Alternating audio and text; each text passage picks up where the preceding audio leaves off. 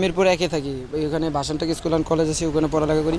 এখানে গ্রামে হলো আমার দাদির বাড়ি, মানে আমার আব্বুর মা বাবার বাড়ি এখানে। আমি সেই জন্য ঘুরতে এসেছি এবার ঈদে। ঘুরতে এসে আমি বড়ো ভাইদের সাথে, আমার ভাই ভাইদের সাথে কথা বলছি যে এক জায়গায় ঘুরতে যাই চল। এখন ওরা বললো ভোলা তুলাতুলি যাই আমরা, তুলাতুলি একটা পার্ক আছে সুন্দর, সেই জন্য আসলাম বাইক দেওয়া, সবাই মিলা বাইক দিয়ে আসলাম। এখানে যে প্রাকৃতিক দৃশ্য অনেক সুন্দর, আর এখানে আইসে আমরা অনেক খুশি হয়েছি। আর এখানে যত এই যে দেখেন নদীর উপরে কি একটা পার্ক, কত সুন্দর এখানে, কিন্তু ঢাকার থেকে এখানে অনেক সুন্দর লাগে।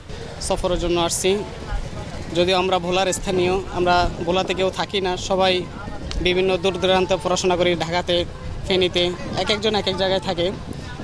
তো ভোলার ঐতিহ্য একটা সুন্দর জায়গা, নতুন পার্ক হয়েছে এটা ইলিশবাড়ি, যেটা সবাই চিনে জানে।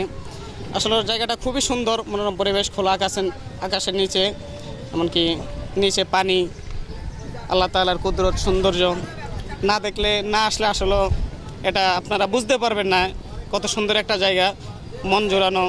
সবার কাছ থেকে বিগত দিন শুনছি যে ভোলা তুলাতুলি একটা পার্ক আছে, কোনো সময় দেখি না, এই প্রথম এই পার্কে আসলাম। আসলে এই পার্কটা দেখার মতো একটা পার্ক, অনেক সুন্দর, নদীর পাড়ে বাতাস, আবহাওয়া অনেক সুন্দর, তাই অনেকে আমরা বন্ধুবান্ধব নিয়ে এই পার্কে চলে আসলাম।